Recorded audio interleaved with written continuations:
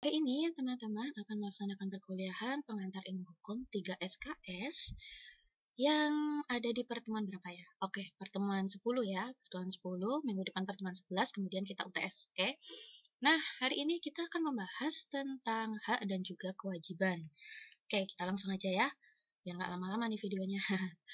Oke, yang pertama kita akan membahas tentang hak ya. Jadi pengertian hak itu adalah kekuasaan atas sesuatu yang dilindungi oleh hukum.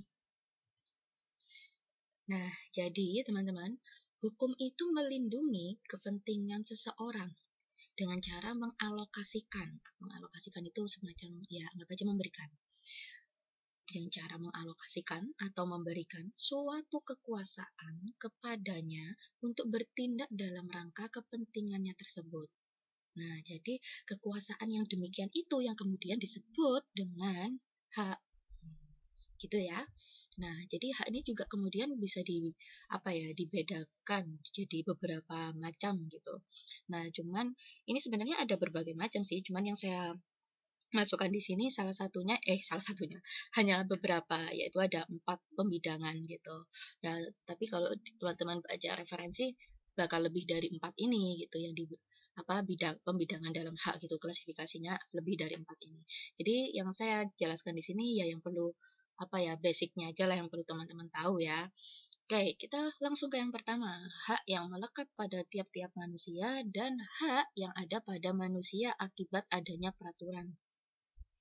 Nah, jadi kalau hak yang melekat pada tiap-tiap manusia itu dapat juga disebut dengan hak asasi manusia. Nah, jadi hak asasi manusia adalah hak yang dimiliki oleh setiap manusia tanpa lekatan apapun. Ya, hak yang melekat pada manusia yang tanpa titel apapun, hak itu sudah ada pada manusia. Nah, itu kemudian disebut dengan HAM. Ada lagi pengertian lain dari Profesor Darji Darmo Diharjo dan juga Prof. Sidarta, bahwa hak asasi manusia itu adalah hak dasar atau hak pokok yang dibawa manusia sejak lahir sebagai anugerah dari Tuhan Yang Maha Esa. Nah, itu definisi lainnya. Ya, kalau asasi manusia ya seperti hak hidup, hak berpendapat, hak untuk tidak hidup dengan damai, tidak mendapatkan kekerasan, itu udah hak asasi manusia lah, seperti itu ya. Kemudian kita lanjut ke hak yang kedua, yaitu hak yang ada pada manusia akibat adanya peraturan. Nah, hak ini lahir karena sesuatu, dapat berupa peraturan perundang-undangan, perjanjian, atau perbuatan hukum tertentu ya. Misalnya nih, seseorang itu berhak atas suatu benda. Nah, hak atas suatu benda ini dapat dia peroleh karena jual beli, atau mungkin hibah, atau mungkin tukar-menukar, sewa-menyewa, atau bisa juga mungkin hasil dari waris. Nah, melekatnya hak seseorang tersebut atas benda tersebut itu terjadi karena sesuatu kan. Nah, tidak terjadi dengan sendirinya. Nah, ini kemudian yang membedakan hak yang melekat akibat adanya peraturan perundang-undangan dengan hak yang melekat pada tiap manusia karena hak asasi manusia ya. Kemudian kita beralih ke yang hak sempurna dan juga hak tidak sempurna. Kalau hak sempurna itu adalah hak yang diatur oleh hukum dengan spesifikasi jelas, tertentu, dan dapat dipaksakan. Maksud dari dapat dipaksakan di sini berarti siapapun yang melanggar, ya dapat dituntut untuk menyeimbangkan kembali hak yang telah terlanggar itu. Itu yang dimaksud dengan dapat dipaksakan. Nah, kalau yang kedua, hak tidak sempurna itu hak yang diatur oleh hukum dengan spesifikasi jelas tertentu, tetapi tidak dapat dipaksakan. Jadi, hak untuk menuntut sesuatu itu hak untuk menuntut sesuatu yang hilang itu bisa karena kadaluarsa. Misalnya, teman-teman kalau misalnya cek di KUHP, Kitab Undang-Undang Hukum Pidana, di situ ada namanya daluarsa. Nah, saya lupa itu pasal berapa ya, mungkin sekitar 70-an mungkin ya, ada pasal tentang daluarsa. Di situ itu tindak pidana tertentu, bukan tindak pidana tertentu, jadi ada klasifikasinya lah, tindak pidana mana yang memiliki daluarsa 20 tahun, tindak pidana mana yang memiliki daluarsa 1 tahun. Nah, di situ ada. Nah, jadi itu merupakan salah satu pengaturan ya hak yang diberikan tidak sempurna gitu. Jadi hak yang diatur dengan spesifikasi jelas tertentu tetapi tidak dapat dipaksakan. Nah, karena memang ada sesuatu yang hilang karena kadaluarsa. Sebenarnya bukan karena hukum yang tidak sempurna, tapi hak tidak sempurna itu maksudnya kita sudah tidak bisa kemudian menuntut sesuatu hal tersebut karena memang sudah kadaluarsa gitu. Jadi kayak misalnya tindak pidana tertentu, misalnya tindak pidana X, ini memiliki daluarsa 20 tahun misalnya. Nah, ketika tindak pidana itu mau diusut kembali karena mungkin sudah menemukan alat bukti yang tepat gitu ya, mau diusut kembali, lah kok ternyata sudah kadaluarsa. Nah, itu kemudian tidak bisa kemudian menuntut lagi. Ini salah satu contoh hak tidak sempurna. Jadi haknya hilang. Hak menuntut sesuatunya itu hilang karena sudah kadaluarsa. Gitu. Tapi kalau misalnya dia mengajukan penuntutan, maksudnya melaporkan suatu tindak pidana yang sudah ada barang buktinya sudah lengkap, kemudian bisa diajukan untuk dipersidangkan, dan itu belum ada daluarsanya, maksudnya masih dalam batas waktu yang belum sampai kadaluarsa, ya itu bisa, yang kemudian disebut dengan hak sempurna, karena memang diatur oleh hukum dan spesifikasinya jelas tertentu dan bisa dipaksakan. Bisa dipaksakan tadi masih bisa dituntut, karena memang belum melebihi daluarsa waktunya, seperti itu. Nah, kita berlanjut ke hak in personam dan juga hak in rem. Kalau hak in personam yaitu hak yang dapat dipertahankan kepada orang tertentu saja. Kalau hak in rem, hak yang dapat dipertahankan kepada siapapun. Ini saya berikan contoh mobil milik A yang dipinjam oleh B ya. Misalnya, A memiliki sebuah mobil. Nah, mobil milik A ini dipinjam oleh B. Maka dalam hal ini, A hanya berhak meminta mobilnya kepada si B. Nah, hak A untuk meminta mobilnya kepada B ini merupakan hak in personam. Akan tetapi, hak A atas mobilnya dapat dipertahankan kepada siapapun. Nah, hak A atas mobilnya yang ini, yang kedua ini, itu disebut dengan hak in rem. Bisa dipertahankan kepada siapapun. Jadi konteksnya berbeda ketika dia meminjamkan ke A dengan posisi dia sebagai pemilik mobil yang bisa mempertahankan hak itu, kepemilikan benda itu kepada siapapun. Ya, itu. Lanjut kita ke hak preventif dan juga hak reparatif. Kalau hak preventif itu adalah hak untuk mencegah pelanggaran atau kerugian. Contohnya nih, contoh gini aja, sebentar. Contohnya saya bacakan di akhir aja ya. Jadi kalau hak preventif, hak untuk mencegah pelanggaran atau kerugian. Nah, kemudian kalau hak reparatif, itu hak atas pemulihan. Jadi preventif mencegah, reparatif pemulihan. Hak atas pemulihan keadaan semula, hak untuk berbuat menurut hukum, dan hak atas ganti kerugian. Saya berikan contohnya gini. Seseorang punya kebun yang ditanami pohon mangga misalnya. Nah, agar kebunnya tidak dirusak orang, ia memagarinya. Nah, hak dia yang berkaitan dengan perbuatan yang bersifat preventif ya, merupakan apa ya?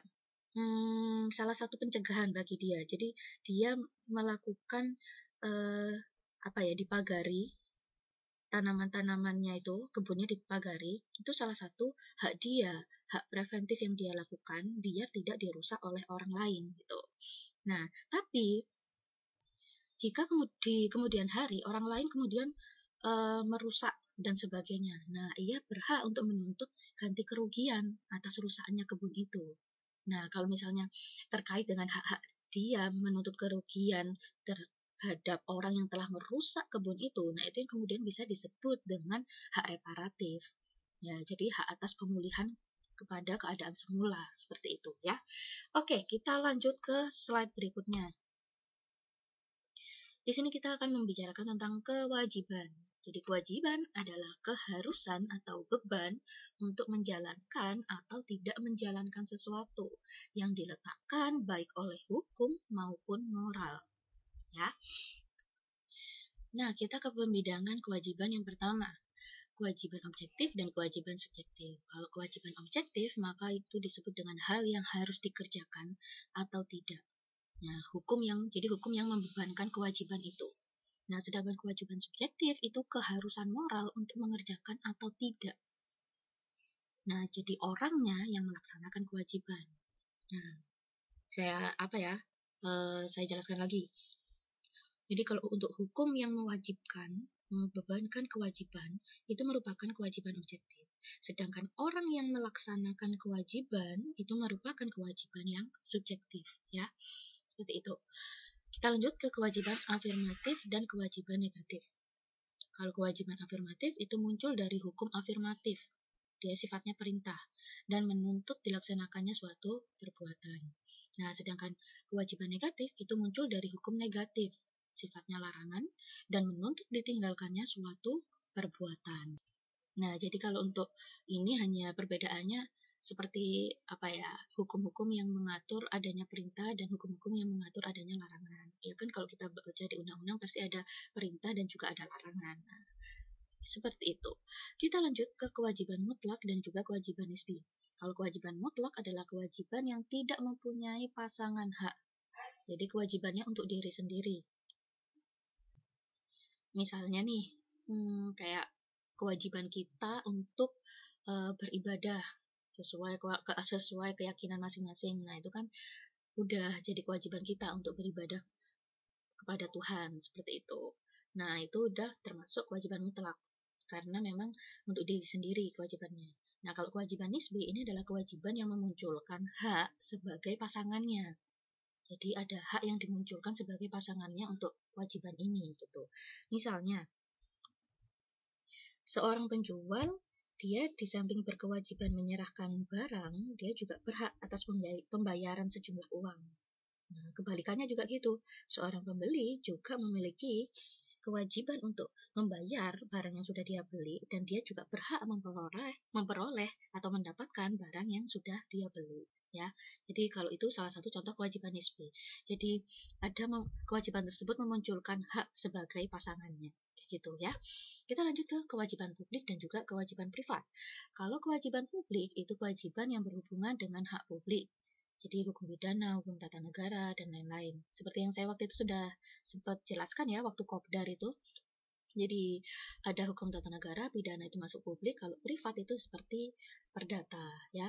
Nah, kalau kewajiban privat di sini adalah kewajiban yang berhubungan dengan hak privat atau perdata. Jadi kewajiban yang biasanya timbul dari perjanjian. Oke, kita lanjut ke kewajiban positif dan kewajiban negatif. Kalau kewajiban positif adalah kewajiban yang menghendaki dilakukannya suatu perbuatan. Misalnya nih, menyerahkan barang yang digadai dalam suatu perjanjian gadai. Nah, itu kan menghendaki dilakukannya suatu perbuatan. Nah, kalau kewajiban negatif itu menghendaki tidak dilakukannya suatu perbuatan. Misalnya, tidak membangun sesuatu di area ini gitu, tidak membangun bangunan di suatu tempat yang berlokasi di area ini. Nah, itu kan sama dengan tidak menghendakinya dilakukannya suatu perbuatan. Itu untuk positif dan negatif. Lanjut kita ke kewajiban universal dan kewajiban khusus. Kalau kewajiban universal itu tertuju pada semua warga negara. Lazimnya timbul karena peraturan perundang-undangan. Misalnya di sini saya contohkan KTP. Jadi setiap warga negara kan wajib untuk memiliki KTP seperti itu. Nah, kalau kewajiban khusus itu tertuju pada perseorangan atau kelompok orang saja. Nah, ini biasanya kewajiban yang timbul dari perjanjian. Ada pihak pertama, ada pihak kedua. Nah, itu kewajiban khusus seperti itu contohnya. Nah, lanjut kita yang terakhir, kewajiban primer dan kewajiban yang bersifat memberikan sanksi. Kalau kewajiban primer adalah kewajiban yang timbul dari perbuatan yang tidak melawan hukum. Misalnya nih, si A pinjam buku ke si B. Nah, maka ya kewajibannya si A pinjam buku ke si B. Kok saya jadi bingung. Jadi yang berkewajiban mengembalikan buku adalah si A, karena si A pinjam buku ke B, ya udah nanti kalau udah selesai ya dia berkewajiban untuk mengembalikan seperti itu. Nah, itu kan kewajiban yang timbul dari perbuatan yang tidak melawan hukum. Perbuatan meminjam itu kan bukan perbuatan yang melawan hukum gitu. Ya walaupun itu nanti bisa jadi melawan hukum kalau ternyata nanti setelah dipinjam digelapkan. Nah, ketika barang yang ada di kekuasaannya menjadi barang itu sudah ada di kekuasaannya, kemudian dia dia ambil untuk dimiliki, nah digelapkan, ya itu bisa nanti jadi melawan hukum. Tapi kalau misalnya dia dengan itikat baik meminjam, kemudian nanti dikembalikan, ya itu tidak melawan hukum, ya. Seperti itu contohnya. Nah, kemudian yang kedua, kewajiban yang bersifat memberikan sanksi adalah kewajiban yang semata-mata timbul karena perbuatan melawan hukum. Nah, contohnya ya seperti kewajiban untuk mengganti rugi. Nah, jadi misalnya ada perjanjian nih jual beli, tapi ternyata ada yang prestasi tuh di situ, ada yang kemudian melanggar perjanjian dan sebagainya. Nah, sehingga menimbulkan kerugian di pihak tertentu. Nah, pihak yang dirugikan itu bisa kemudian menggugat, sorry kalau perdata istilahnya menggugat ke pengadilan negeri. Nah, adanya kemudian perbuatan melawan hukum ini dan digugat ke pengadilan negeri itu nanti kan juga pasti ada putusannya. Misalnya pihak yang bersalah ya memang harus membayar dan berkewajiban membayar ganti kerugian. Nah, ini yang kemudian disebut dengan kewajiban yang semata-mata timbul karena perbuatan melawan hukum. Misalnya dia harus ganti rugi atas perbuatan yang sudah dia sebabkan sehingga menimbulkan kerugian bagi orang lain, seperti itu, ya. Oke, teman-teman, mungkin ini yang bisa saya sampaikan untuk materi perkuliahan hari ini tentang hak dan juga kewajiban. Selebihnya, teman-teman nanti langsung beralih ke e-learning ya untuk diskusi dengan pemantik diskusi yang sudah saya berikan di WhatsApp group. Oke, terima kasih teman-teman atas atensinya hari ini. Referensi hari ini ada pada bukunya Profesor Budiono ya, Pengantar Ilmu Hukum. Oke, selamat belajar teman-teman. Sukses selalu. Terima kasih atas perhatiannya pada perkuliahan hari ini. Semangat ya. Good luck.